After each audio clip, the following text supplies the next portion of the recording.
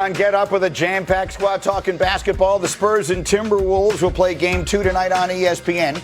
San Antonio lost Game 1 despite a legendary defensive effort from Victor Wembanyama, who set a playoff record with 12 blocks. But yesterday, Minnesota coach Chris Finch was adamant that many of those shouldn't have counted. Listen to the coach. At least 4 of them were goaltending, maybe even a fifth. It's kind of, to me, it's a little alarming that none of them were called. So let's just say there were 4.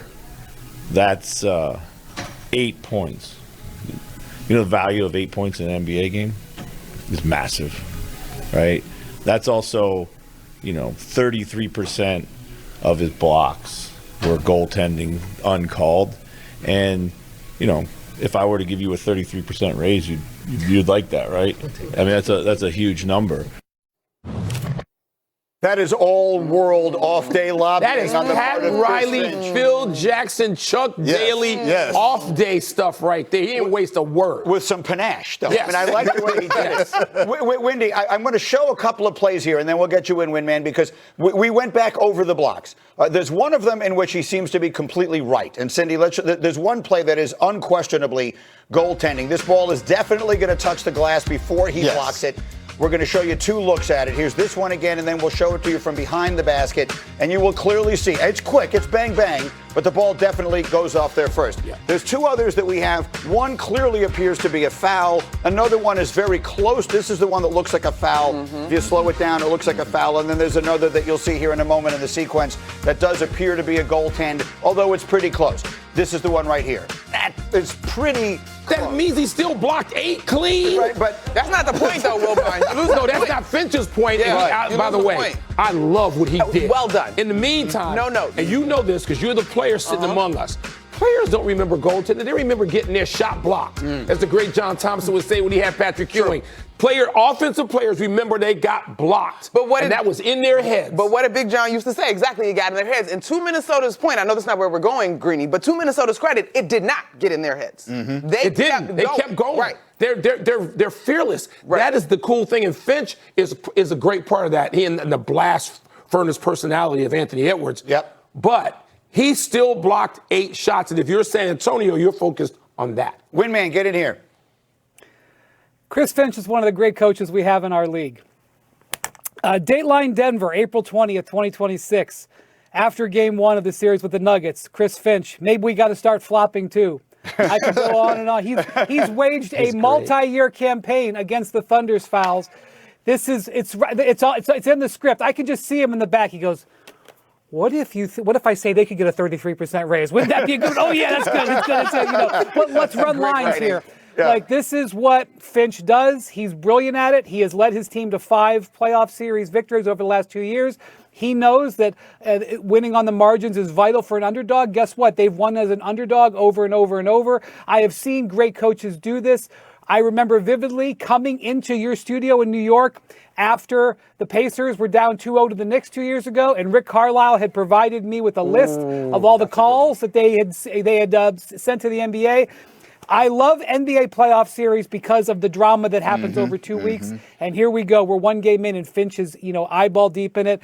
His game plan was perfect. The big thing tonight is not the goaltending calls, although you know that the first block, everybody's gonna be doing it and looking at it, and Chris Finch is going to go, I got him. If he gets a goaltend tonight, he's going to give a high five to his assistant coaches going down the bench. It's more about what Ant Edwards can give them tonight after he's got a minute restriction of 25 minutes. Absolutely. By the way, I also want you to hear something that happened on First Take yesterday, because I have been known to describe myself as a professional overreactor. But then yesterday, Kendrick Perkins, who picked the San Antonio Spurs to win the championship, went on First Take and said this. I know I picked the San Antonio Spurs to win the championship, and I'm going to say right now that I was wrong. I was wrong, and I'm going to take all the heat that comes with it because they're not going to win this series. And I'm telling you right now, if the San Antonio Spurs don't get Game 2, it is a must-win situation, they're going to get swept.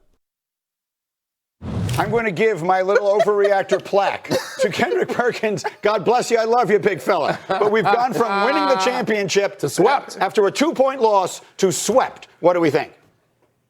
Not of Perk, but of the series. Don't overreact to game one. Right. The facial expression that LeBron had going back to the other series. Yeah.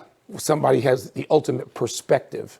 And Perk does too. Yeah. And he's going to calm down later in the week when we see what. Are you really sure? Think. Yes, I am. Because I've been around Perk his entire career. They got to win tonight. San Antonio's got to win tonight. San Antonio needs to win tonight. I don't want to say gotta. I'm not going to make. Minnesota has been in the last 2 Western Conference Finals. They haven't won. They're not wearing any. There's no hardware yet. Right. All right. So let's not crown them. To quote the late great Dennis Green, let's not crown them yet. But they need a win tonight, and they need Wemby to be Wembanyama, not try to turn into Steph Curry and have 8 threes, which for my taste is a little bit too much in playoff basketball. 0 for 8 in particular. It's not in the flow of a game, or he got hot and it was a heat check. There's none of that. So I don't want to overreact to any game one. But look, Minnesota, if they had DiVincenzo and Ayo, you could look at them and say, oh, Minnesota's the better team, underdog my foot. Yeah, I think we forget, though, when they were fully healthy, Greeny, this was one of the teams that had wins over both the Spurs and the Thunder, right? And so I think what Wendy said is so true. How is Ant's knee going to hold up in the cadence of this series? But I'm not going to swept. But I do think this is probably more interesting than people anticipated. Veteran experience matters. Like they haven't gone to the finals, but they've gotten to the Western Conference Finals. Think of all the players that Anthony Edwards has knocked off, played a part and knocked off in the last 2 years.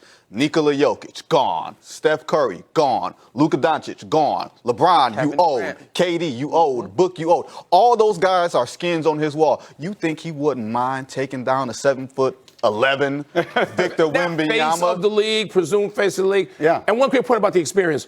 I think it's Mike Conley, has played in 115 playoff games. Rudy Gobert's like 92. I mean, these guys have been in the playoffs, not to mention that. And the Spurs haven't. This is their first time going through this. I know we got to wrap, but you mentioned a word talking about the Thunder earlier, Wilbon, that I thought was appropriate, ruthless. The word I've come up with when it comes to Minnesota is a grit that people, I think, look over when it comes to this group because they kind of flop around maybe down the stretch of the regular season, but all they do is show up in the postseason.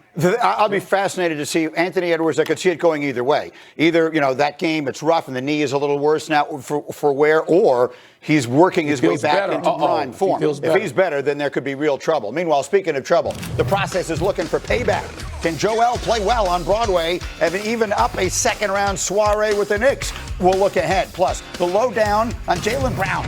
One member of our crew had a bold idea that would change everything in Boston. Is it absolutely nuts, or does it make all the sense in the world?